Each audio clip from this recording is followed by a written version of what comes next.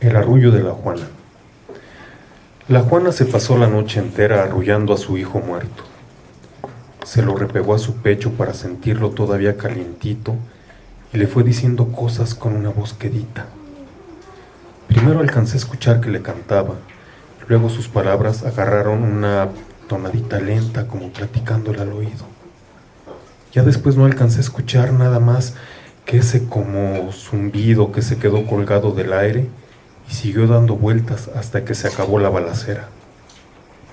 Mucho antes de eso la Juana era como un resorte que más que caminar se paseaba dando brincos, llenando el aire con su risa. Uno se daba cuenta de que había pasado por ahí porque se quedaba prendido su olor a ropa muy recién planchada. Entonces a uno se le hacían así las ganas por mirarla, por verla al menos de lejitos, con esos saltos pequeñitos con que iba dejando la marca de sus pies por todos lados. No perdió nunca la alegría. No la perdió ni cuando su marido se fue para el norte y nunca más tuvo noticias suyas. Ella dijo que después de todo la cosa no estaba tan mal.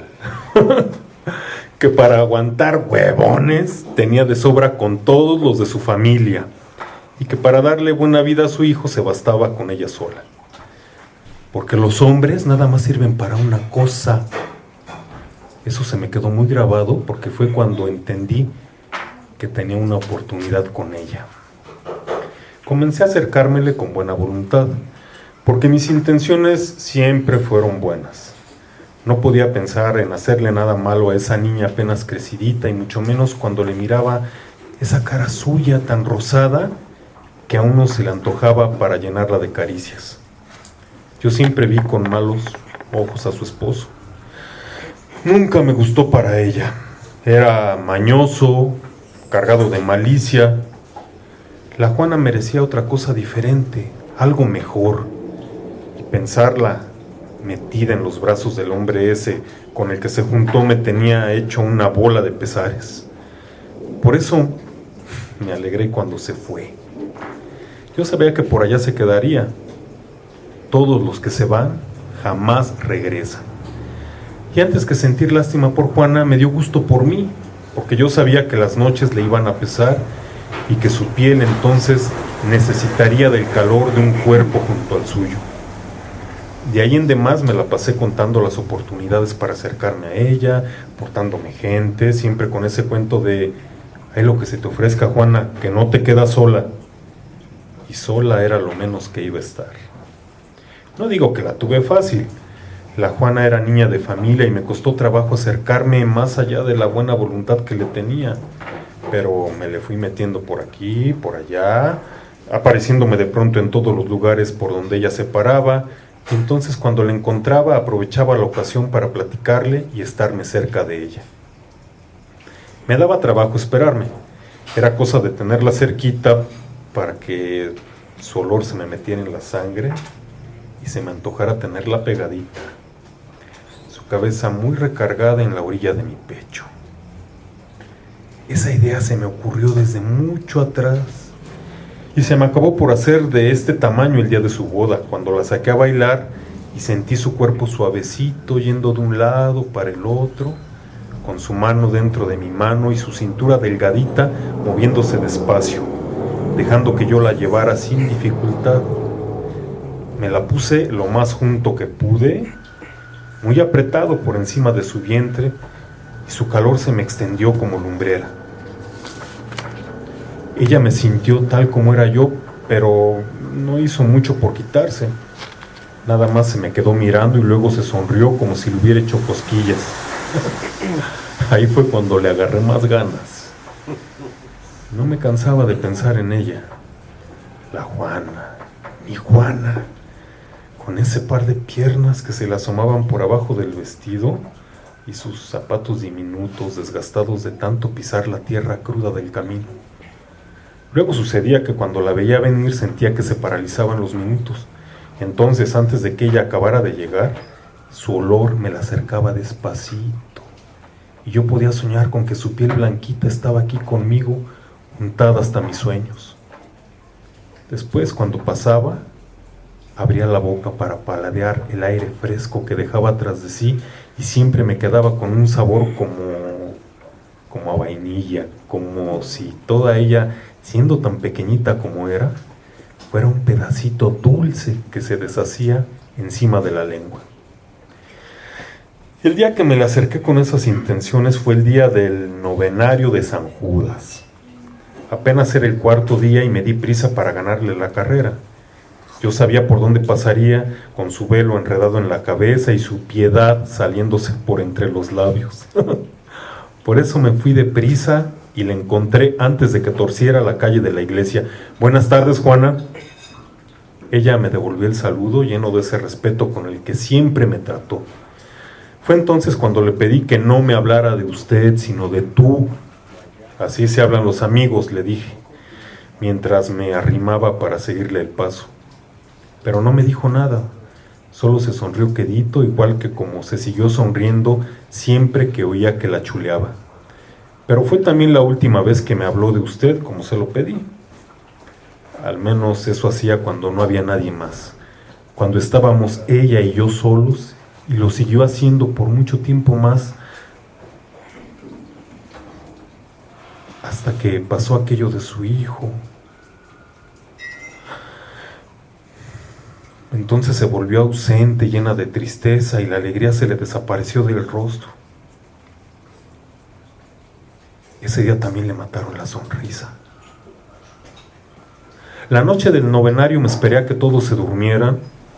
Habían pasado ya muchos meses desde que se fue aquel hombre que era su marido. Ya me figuraba que la Juana iba a necesitar de unos brazos que le cubrieran el sereno, y no me equivoqué, porque esa fue la primera noche que durmió conmigo. Primero se sorprendió cuando abrió la puerta y me vio parado enfrente de ella, pero después se dio cuenta de las cosas y sin decirme nada, dejó que la llevara hasta un rincón. Se quedó quieta con los ojos cerrados, repegando su cuerpo contra el mío, respirando suavecito para llenar su pecho de serenidad. De pie, recargada en los tablones, la Juana se volvió como un nido de abejas, sonándome en el cuerpo entero, haciéndome chiquitito al lado suyo, envolviéndome con ese olor a fresco que le salía de todas partes.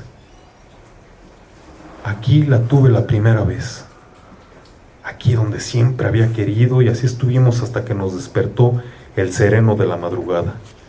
Tanto tiempo sola hizo que le brotara un fuego por los ojos, un calor que se sentía como yendo y viniendo de su boca hasta mi boca, y se entregó a mí mientras yo iba recorriendo su carne tiernita y llenándola de besos.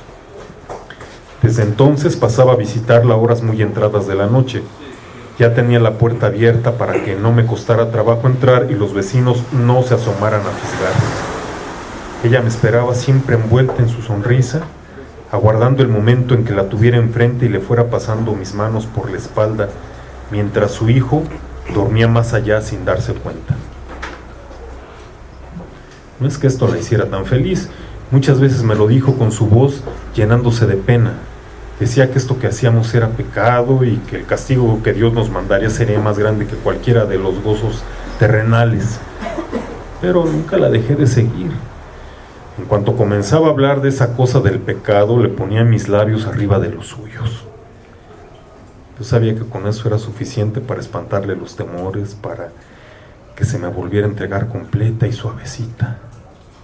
Entonces ella se olvidaba del remordimiento y cerraba los ojos. Se perdía en otro lado mientras me ofrecía su cuello para que se lo llenara de caricias. Así nos la pasamos muchas noches, más noches de las que llegué a contar, pero no nos fueron suficientes. Luego nos las arreglábamos para vernos también durante el día. Ella subía al monte por este lado y yo me iba por el otro, llevando y trayendo encargos para que la vieja que yo tenía en la casa no se las oliera. Allá nos encontrábamos. Siempre había una sombra o un pedazo de algo fresco para acostarnos y llenarnos las manos de nosotros. Nos pasábamos el día tumbados con las piernas hechas una enredadera, hablándonos quedito hasta que nos encontraba el sueño. Después despertábamos juntos como si fuéramos una sola cosa, con nuestro olor flotando encima de nosotros como una nube de esperanza. Luego nos arreglábamos la ropa, ella bajaba primero y después de un rato bajaba yo por otra parte llevando los encargos de la leña.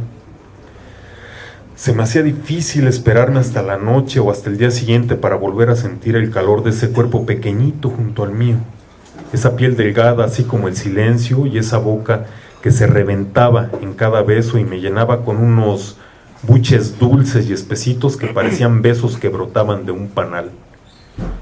A ella, sin embargo, aquello del remordimiento no se le acabó jamás.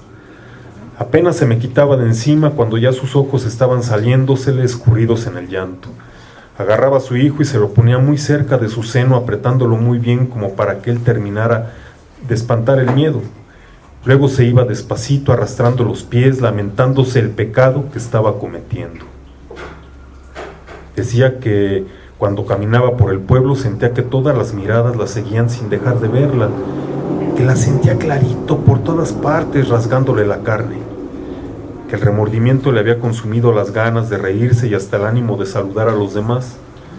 También decía que se le figuraba que cada vez que yo entraba por su puerta, también se abría otro poquito la puerta del infierno, que escuchaba cómo desde allá abajo la comenzaban a llamar con esos ruiditos que le sonaban tan adentro de su corazón.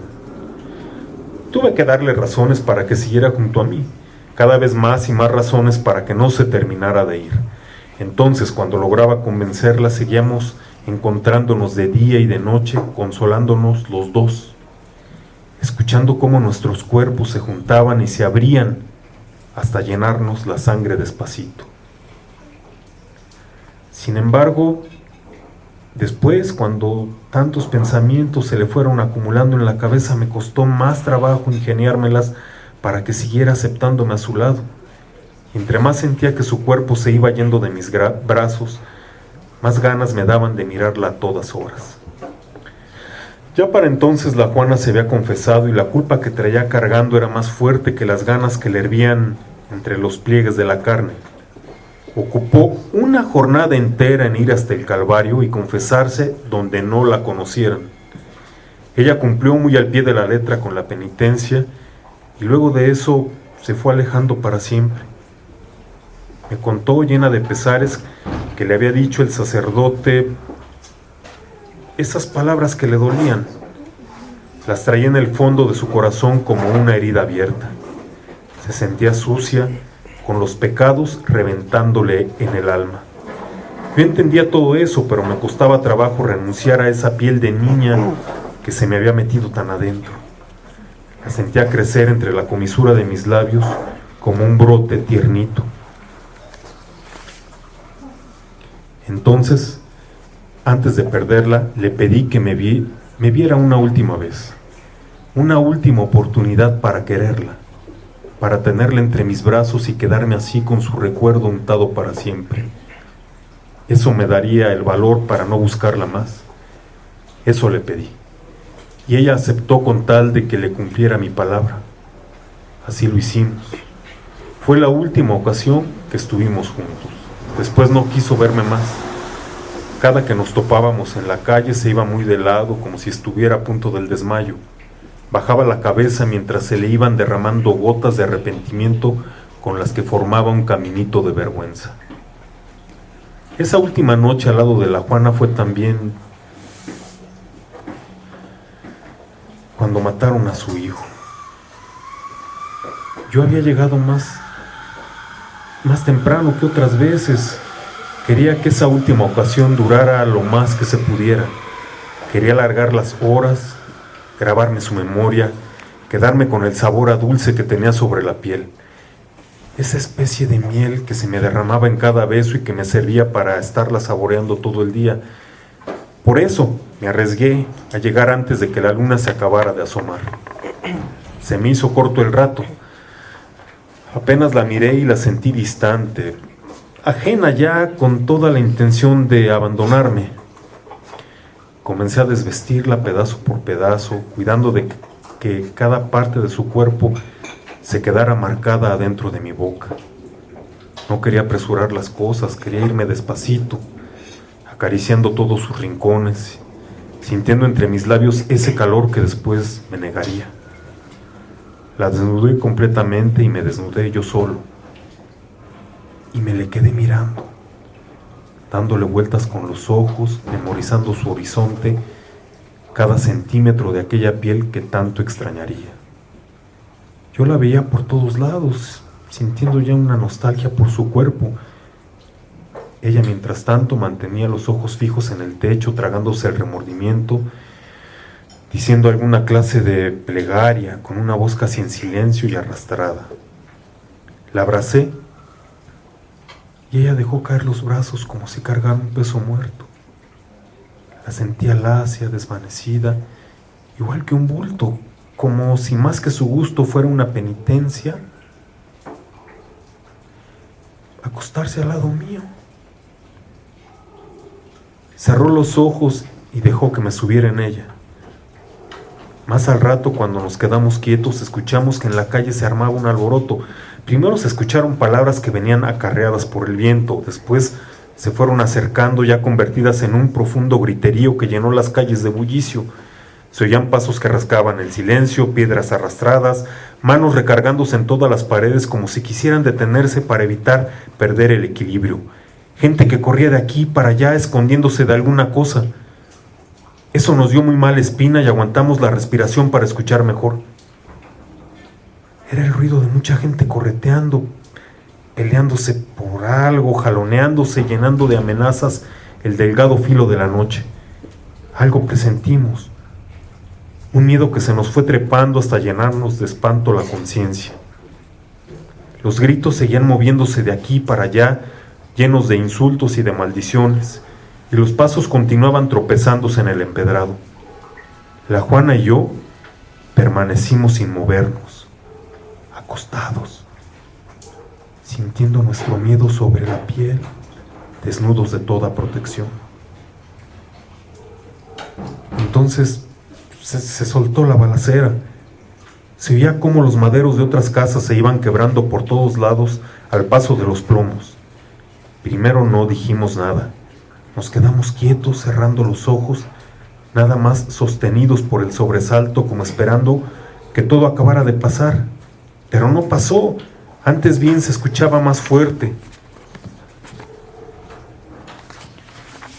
y más cercano el corredero, seguido de más disparos de pistola y golpes secos de las retrocargas. Fue entonces cuando la primera bala entró a la casa. Se estrelló encima del fogón, salpicando astillas y llenando el aire con ese olor a picazón. La Juana se levantó de un brinco todavía desnuda y corrió hasta aquel rincón donde su niño se había despertado dando gritos de asustado. Lo abrazó con todas las ganas que tenía para calmarle la inquietud del llanto y de paso para protegerlo con su propio cuerpo. Yo me le acerqué corriendo y nos quedamos hechos bola en el rincón, acuclillados y desnudos, abrazados con el niño en medio de nosotros, mientras las balas se iban metiendo como si nos estuvieran apedreando desde afuera. «No te asustes», le dije, «son los hombres de Pascual que luego se ponen a corretear a los coyotes». Yo sabía que no era cierto, pero se lo dije nada más para tratar de consolarla. La única verdad resultó que esa balacera comenzó como una simple discusión que se hizo grande. Pascual se alebrestó con uno de los hijos de José por un asunto de unas deudas y pues después, como sucede, de las palabras comenzaron los balazos. Los hombres de uno y otro se fueron persiguiendo, escondiéndose entre cada casa, tratando de matarse con una rabia endemoniada que apenas se apagó muy de mañana. Mientras tanto, entre mis brazos, el cuerpo de la Juana se sacudía con unos temblores fríos que se le iban extendiendo a todos lados. Y ella, que abrazaba con más fuerza a su hijo, haciéndole una cuna entre sus piernas y su pecho, mojándolo con esas lágrimas que se le escurrían a goterones. Entre bala y bala escuchaba su voz llena de miedo que iba repitiendo plegarias y jaculatorias. «Del enemigo malo, líbranos, Señor». Pero las balas seguían entrando, haciendo agujeros en todas las paredes y no se veía la hora en que terminaran. Se seguían oyendo gritos de desesperación y enojo, y de pronto algún quejido perdido entre las casas. Unos quejidos moribundos que hacían que el hijo de la Juana llorara cada vez con más angustia. El niño no dejaba de llorar y la Juana seguía rezando, recargándose en mis brazos como si quisiera meterse debajo de mi carne. Entonces comenzó a llorar ella también, a gritos sueltos. Abrazaba con más fuerza a su niño, envolviéndolo en rezos y sollozos. Luego, poco a poco, el llanto se le fue convirtiendo en una melodía, una canción de cuna que le siguió repitiendo a su hijo en el oído hasta que se acabó la balacera. Cuando todo terminó, y antes de que amaneciera, escuché la voz de la Juana reclamándome cosas con una voz ausente, como si se las hubiera dicho al viento, y otra vez hablándome de usted. Ya ve, yo se lo dije. Le dije que Dios no nos iba a perdonar este pecado, tío. Y recalcó la última palabra para restregármela en la cara mientras seguía arrullando a su hijo muerto, limpiándole la sangre por donde le había entrado aquella bala que lo asesinó. ¿Qué tal? Muy bien,